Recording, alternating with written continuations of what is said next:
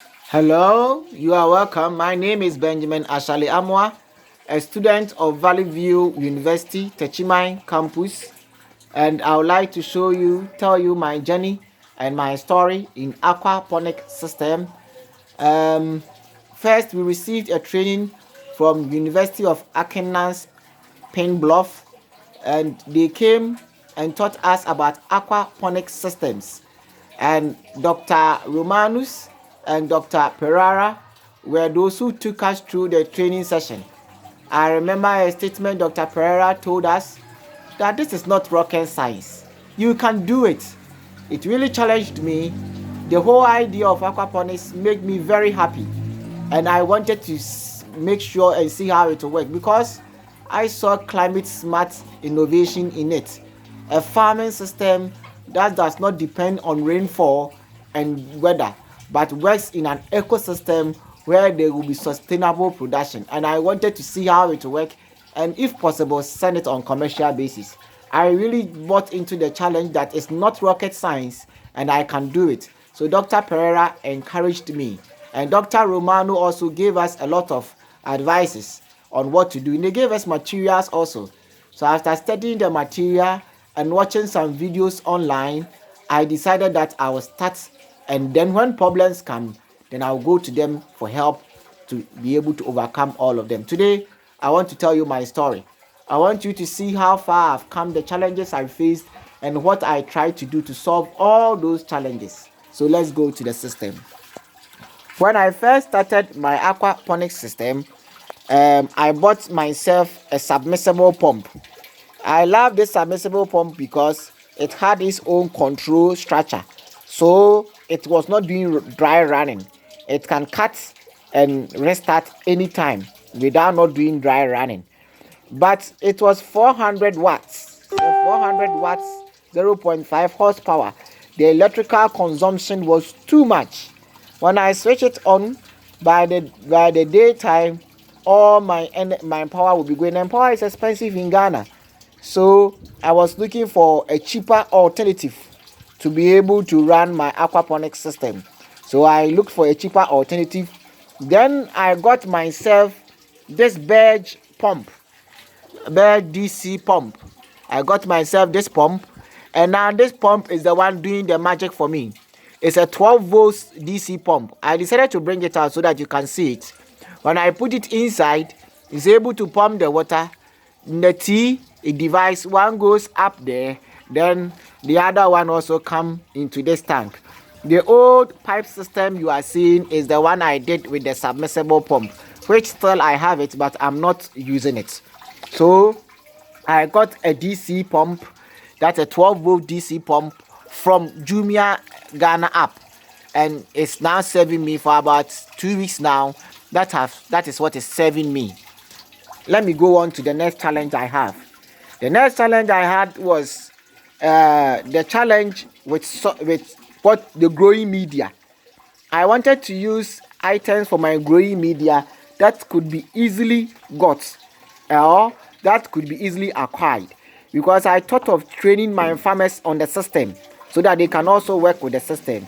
I was not getting pebbles are not that easy to acquire, so I chose to use charcoal. So charcoal is what I chose to use, and I know that the crop cannot stand when I plant it in the charcoal, so I decided to introduce soil. But I prepared the soil. I did not just pick any soil. I did a compost, then mixed the compost with soil to make it more humus, more porous, so that aeration and everything will be okay. So I prepared a soil, then I planted in the soil. So, but I was advised by Dr. Romanus, that as the system is running always, there will be problem with aeration because of the water that is there. So I decided that I will not run my aquarium 24/7.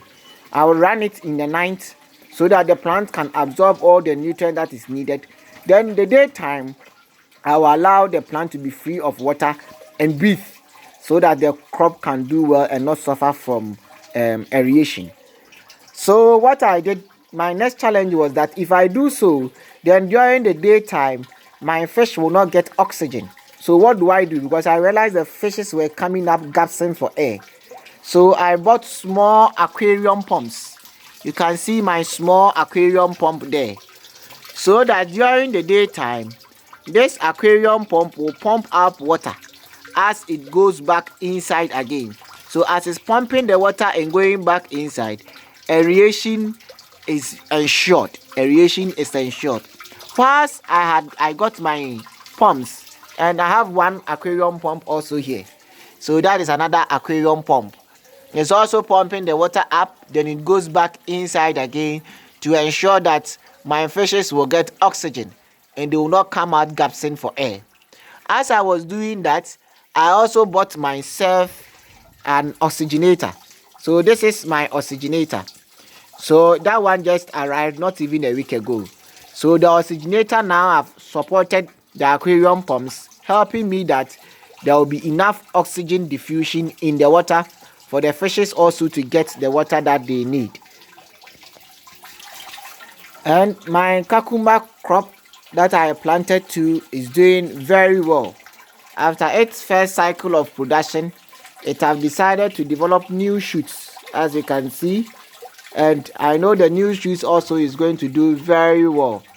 Though I did not consider the space and how I will allow it to climb, so it is a bit shady, but I know the next time I will do it, I will well space it so that it will not harbor pests. So the problem I faced with my crop was aeration. Now the cucumbers are there. The problem I faced with my crop was the piercing and sucking insects.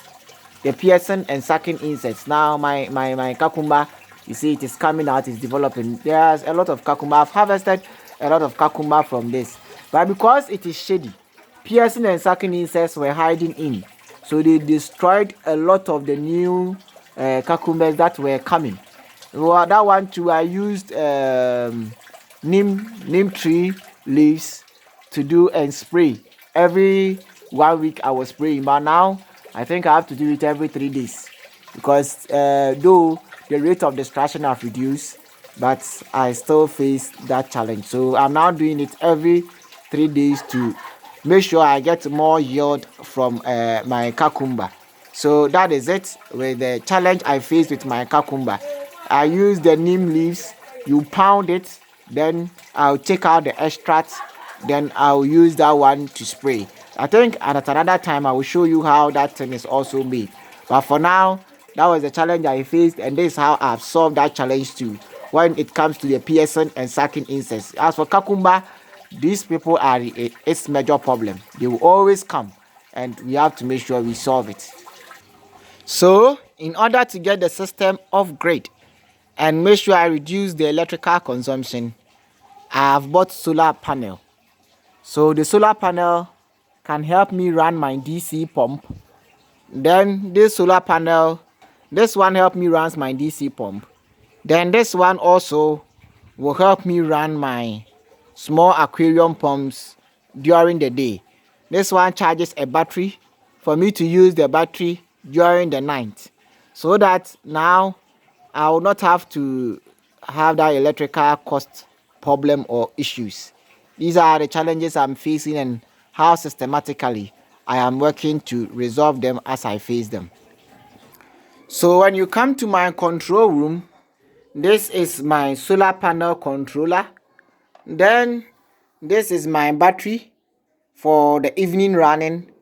So I've connected the battery, so the solar panel will charge the battery during the day.